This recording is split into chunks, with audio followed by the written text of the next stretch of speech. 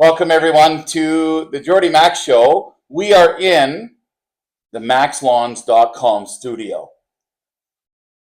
I'm with Jordy Mack. We have a big weekend going on. Hell yeah.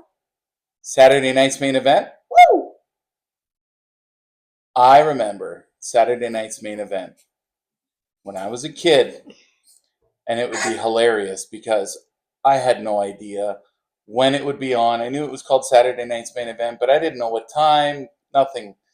But I would look at the TV guide, and every once in a while, we had a TV guide. Every once in a while, I would see Saturday night's main event. So religiously, every Saturday, I would go and I would try and watch Saturday night's main event. And I would get pissed right off when Saturday Night Live was on. Now Saturday Night Live's hilarious. But back then when I was a kid, I didn't understand it. And I was just pissed off that I couldn't see Hulk Hogan get absolutely destroyed by King Kong Bundy in a cage, or Jake Roberts and Ravishing Rick Rude have epic rivalry matches, or Andre the Giant on Piper's Pit, or what was the other one? Andre the Giant getting attacked by Jake Roberts and that big ass snake called Damien. Or Damien attacking Macho Man. Yeah. You did mention Hogan Bundy. That was Mania 1. They did a bunch of this series of matches in a pretty much all cage matches. Yeah, in a blue steel cage on Saturday night's main event. That cage is a thing of beauty. Iconic. Okay, well, on the topic of Saturday night's main event, it's coming up this Saturday. Yeah. Old school set. Jesse the Body Ventura will be in the booth. Rumor has it they're bringing back the Winged Eagle for one night only. The Winged Eagle. The Winged Eagle. Oh man, that's the best. That's the best championship ever. I know we're not on the Nielsen show, but I got beef. I got beef with people calling it, and I say it myself. The Winged Eagle. It's an eagle. Of course, it has wings. Just call it the Eagle Championship. But it's not. It is. No. And every eagle has wings. It's a bird. So if I go online on the WWE shop, it's literally going to say the Winged Eagle belt. But why do they call it the Winged Eagle belt? Because it has wings, and it's also got an eagle. It's two separate. But every bird has wings. It's an eagle. It's two separate entities. How? The wings are attached to the bird. Not on the belt. You have the eagle, and you also have the wings. They're two separate. An eagle is always winged. Yeah, that's fair.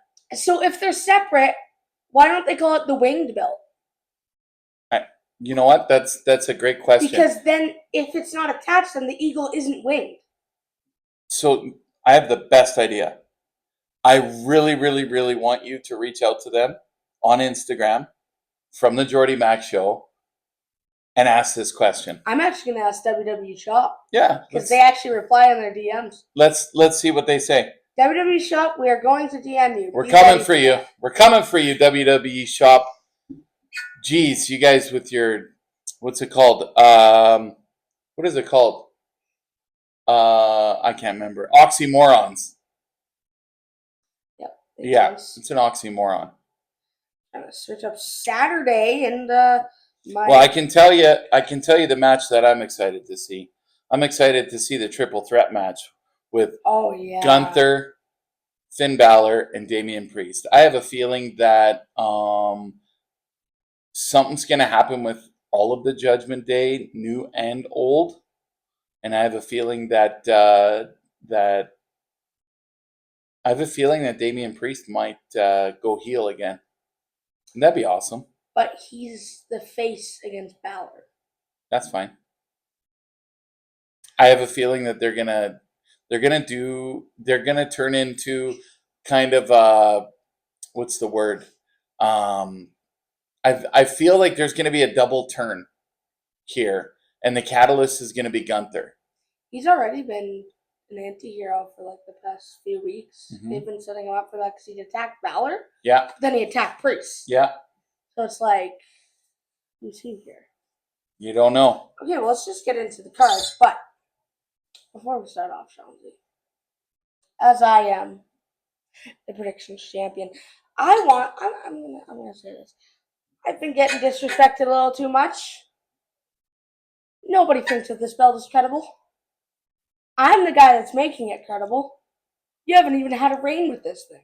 So, remember that. Seanzy, I want you to acknowledge me Look at him. as your tribal chief. Hulk Hogan colors. This is orange and yellow, Seanzy. Looks like Hulk Hogan. I want you to acknowledge me as your tribal chief. I refuse. I refuse. There's no acknowledgement, only solidarity. Acknowledgement, party of one, right here. I'm going to retain this predictions champion. All right, well, let's get into it. And guess what? First match, we got... Hold up. What? I'm still talking here, Seanzy. Oh, my apologies. And I'm going to hold this thing until the end of 2025. I'm going to hold this thing until the end of 2026. I'm going to hold this thing till I die. I'm going to take this thing to the grave with me. Perfect. Okay? Seanzy, you're not getting this belt. That's You're not okay. getting this belt. Just so you know, after this prediction, I will be retiring as a predictor, and we will be having special guests doing predictions starting in the new year. Oh, come on, Seanzy. You're really skipping out on us. You got to go out on top, baby. You got to go out on top. On top? You mean on the bottom? You haven't even won the title? A wise man once told me to quit while we're ahead. Seanzy, you're going to take that away from the fans. Yep. You're going to take maybe even seeing 3-person prediction showdowns. Ooh, that'd be nice. That'd be nice. All right, let's move forward. Okay, first match. Are we saying lowest to highest, or what are we going for? Well, I thought that we were going to talk about Liv Morgan and Io Sky. Okay, let's start off with that one. Yeah, let's start. Okay, Io won a number 1 contenders match on Raw a few weeks back. Mhm. Then she fought against her in War Games. Mhm. Solid match. I think Liv retains here at the end of the day. Mhm. Yeah, that's really all I got to say about that. I think Io Sky, something's going to happen with maybe the Kabuki Warriors or something getting involved. But I think that Liv Morgan is going to not lose the championship, but she's going to lose the match for sure. Probably DQ or something. Something fishy's going on. Because she does have the Judgment Day on her side, so. Yeah. Something screwy. Okay, match number 2. What do we got here? Let's go with the Women's United States Championship match. Okay. It will be Bayley or Chelsea Green versus Michin or Tiffany Stratton. So the tournament ends tomorrow night on SmackDown, where they will have the 2 matches and who will crown the Women's United States Champion. So wait. How can we predict a match that hasn't even been called yet? Well, let's predict all the outcomes. Okay, how about this? Let's fantasy. I disagree. No. I say this. No. Let's fantasy book it. Who do you think will win on Friday? And then what do you think will happen? It's going to be Stratton and Bayley. Really? Yeah. Stratton and Bayley, and Damage Control is going to get involved. Calling it right now, and Bayley's going to be the champion. Damage Control. Mm-hmm. They broke up a year ago. That's fine. They're not Somehow Charlotte Flair is going to get involved. Okay, so I think it's going to be Chelsea Green versus Tiffany Stratton. Okay. Because... Why do you think that? Everybody's behind Chelsea Green. The whole management, even the fans are behind Chelsea Green. Then they've been setting up a feud between Chelsea Green and Tiffany Stratton for months. Okay, I have to stop you there. if they are giving her such a push, why did she not appear in her hometown? She wasn't fit for the storyline because she is feuding with Tiffany Stratton. Don't matter. If it's your hometown and management's actually really behind you, I don't know. Trust me, my prediction is Chelsea Green becomes the Women's United States champion. I guess we'll find out. That's what I'm picking, guys. So you're. Okay. I don't think it'll be Tiffany. Okay, so let's do this. Let's do this. Who's the title holder right now? Nobody. It's fake. Exactly. So after it's all said and done, the prediction is you're saying Chelsea Green, I'm saying Bayley. Correct. Okay. You heard it. You saw it here first. And if it's neither of them, yeah, we're both wrong. Then I win. No. The rule would be actually I win. What's the match? The other one? Zayn McIntyre. Zayn McIntyre? Does anybody really care? No, it was set up 2 weeks ago on Raw. I think Drew McIntyre takes it just to get some more heat on him. Maybe. Yeah, probably. That's what I'm calling. You know what? I agree with you. Yeah. Okay. Balor, Priest, Gunther. I already called it. Okay. Gunther retains. Done. I don't know what to say here. I know it's not going to be Priest. Gunther retains. I am this close to saying Balor wins, though. Do it. Say it. Like, no, say it. Here's the outcome here. At the end of the day, I think Gunther will retain. Balor, they're not going to have somebody lose it 3 months before Mania. Nor are they going to have Gunther lose it and not go on this tear. Plus, it's not even a full-on PLE. It's just a special event. So I'm not going to have a title change. Like a world title change. You never know. That's what I'm thinking. If they're... Okay, so from a business standpoint, if they're actually trying to push this as a real special event, you're going to have a title change. That's why I figure... Well, and that's probably why they're doing the Women's US. That being said, Gunther retains. What say you? Gunther retains. Okay. And I think Balor is going to be very close, but Priest screws him out just to have that little karma moment. Okay, so that's 4 matches. Yeah. Last one, KO versus Cody. I thought there was another match. No. I thought there was another men's match. No. Yeah, oh, no. KO versus Cody. It was Sami Zayn, but nobody cares about that one. Okay, KO versus Cody. KO. Who's KO? Kevin Owens. Fight KO fight. I think Kevin Owens is going to be this close. He's about to hit Cody Rhodes with a pile driver. Right? And then Randy Orton comes out. Because he took out Randy Orton in like late October with a pile driver. So, Cody Rhodes loses the match but retains. Calling it. So, he loses? Sorry. He wins the match. And retains. No, but I have a feeling Kevin Owens is going to get disqualified. Somebody's getting... this is hard to predict. Here's the thing. Cody Rhodes is not losing the championship. No. So, if I had to pick a winner, I would say Kevin Owens is going to win. But he's not going to get the championship. Okay, let's lay down the predictions here. Are we saying who wins or who retains? I don't know. You're the predictions champion, so you should know all this, sir. Well, we actually haven't laid down that rule ever. So, I say... Well, a prediction's a prediction. Right? Mm-hmm. Kind of like a parlay. If you don't hit on everything, you don't get the points. Oh, really?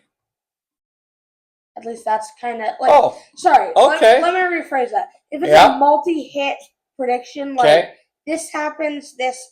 Sorry. If it's not your final prediction, if you're just saying, oh, I think this will happen in the match, that's not your prediction. Your prediction is who wins, and if it's a championship match, do they retain or do they not? Yeah. That's what I've been doing. In case you've noticed, I said Gunther retains. I never said if anybody wins. I said Gunther retains and Gunther wins. You said Balor wins and Gunther retains. No. I said I thought Balor was gonna win. Should we go to the tape? We can go to the tape all you want. I said I think Balor might win, but I don't think he will. Okay. I said Gunther will win because Priest screws Balor. So Gunther Gunther retains, but he doesn't win. No, he wins. Okay. I think Balor's about to hit a coup de grace or whatever, and Priest knocks him off or something, or like kind of having a full circle moment where Balor put Gunther's leg on the rope. I think Priest will put Gunther's leg on the rope. All right. But then it'll just kind of cost Priest, and Gunther will win. Yeah. So. Yeah. Okay. Okay, Cody KO. Cody wins with help from Randy Orton. Okay. So, just to be clear, Randy Orton has to interject himself in this match for it to be a prediction win. Let me rephrase my prediction. Let's go. Okay. Cody Rhodes wins. Clean.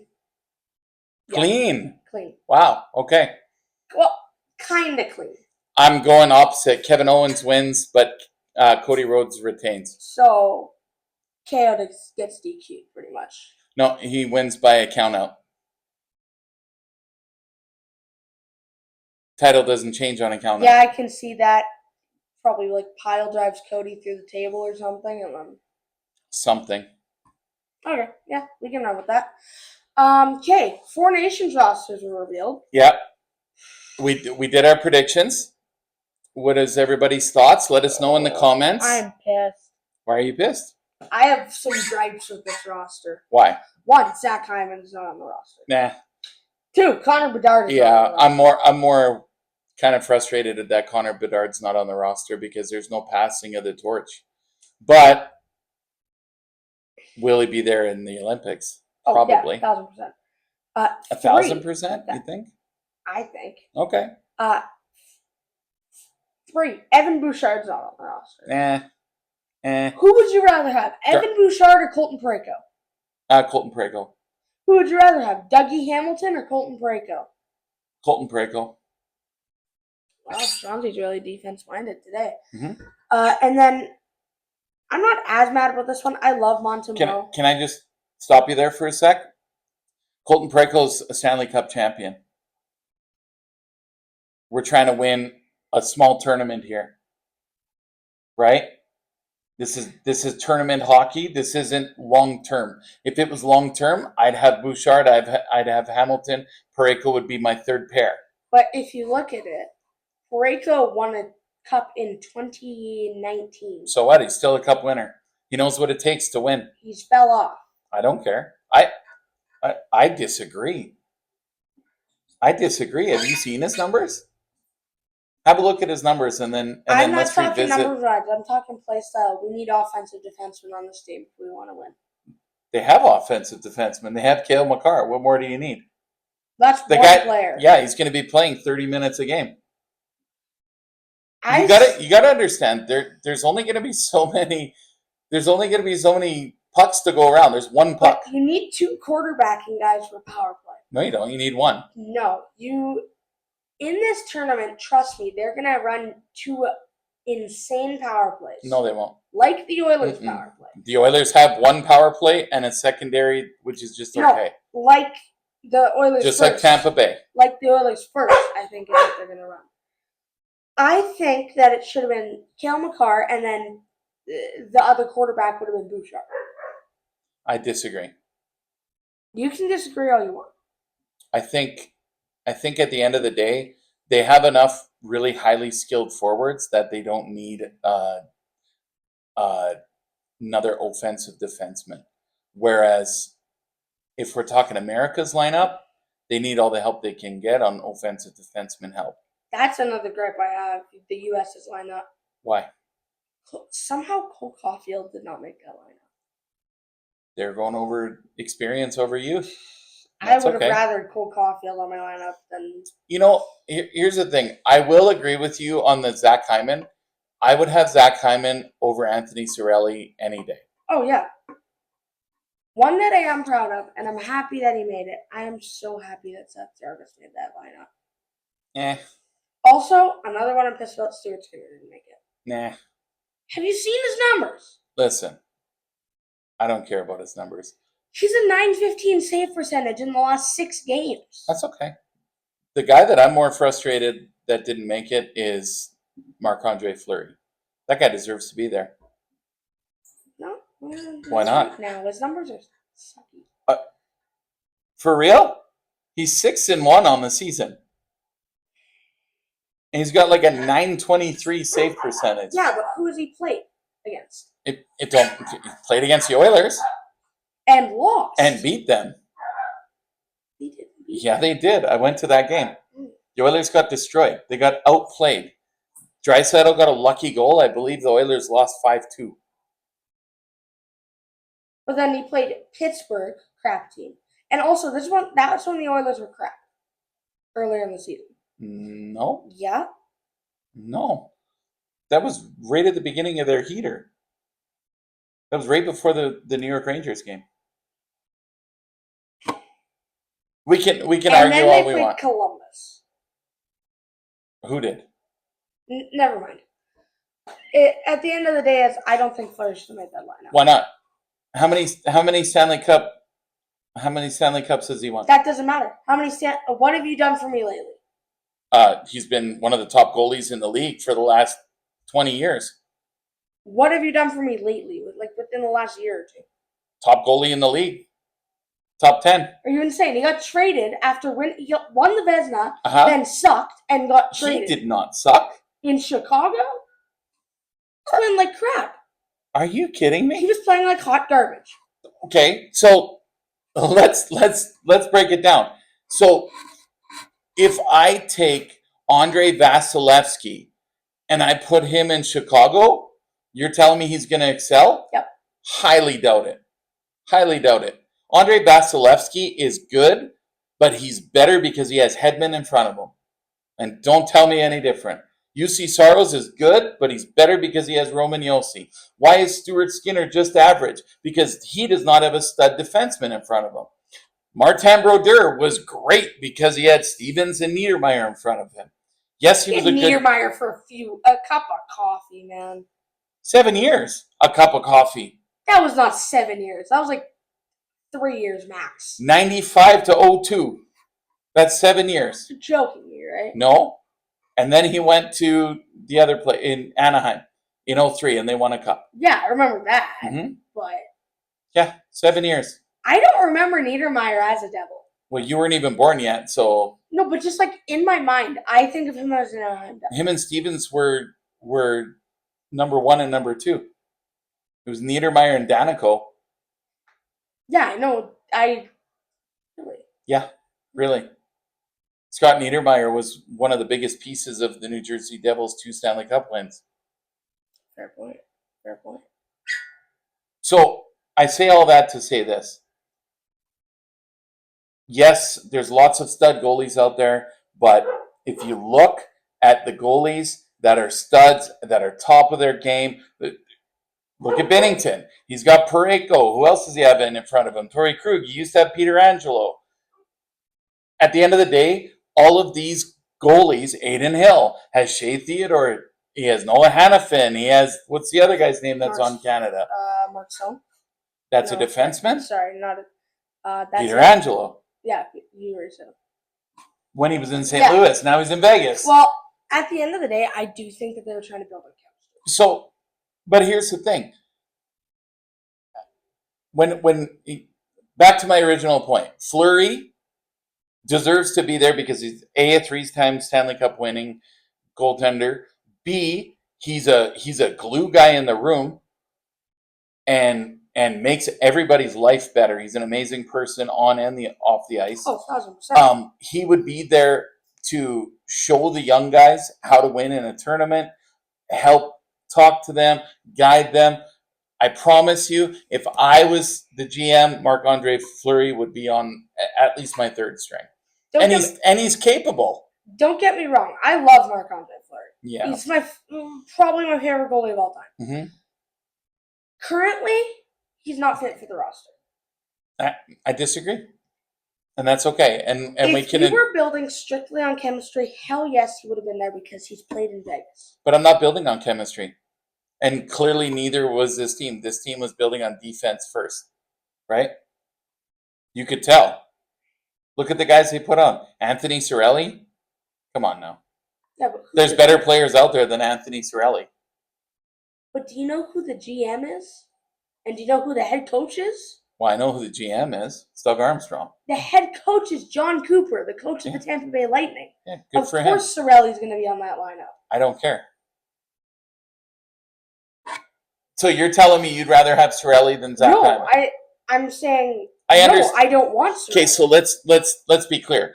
I understand why Cirelli's on the team. Do I like it? Absolutely not. No, It's not at terrible. all. I don't like it. I think that you could have had a guy like, I don't know, Connor Bedard. Yeah. You could have had a guy like, Nick Suzuki.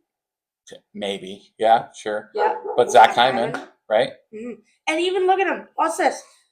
Four Nations roster gets released. The next day, Zach Hyman scores 2 goals and 1 assist for the Oilers. Mm-hmm. And then he's been on a heater ever since. Mm-hmm. That's okay. It is what it is. I have a feeling that Zach Hyman will play himself onto a fourth line role in the Olympics.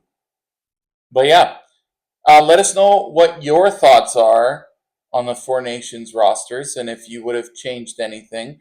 Leave a comment. Give us a thumbs up on YouTube.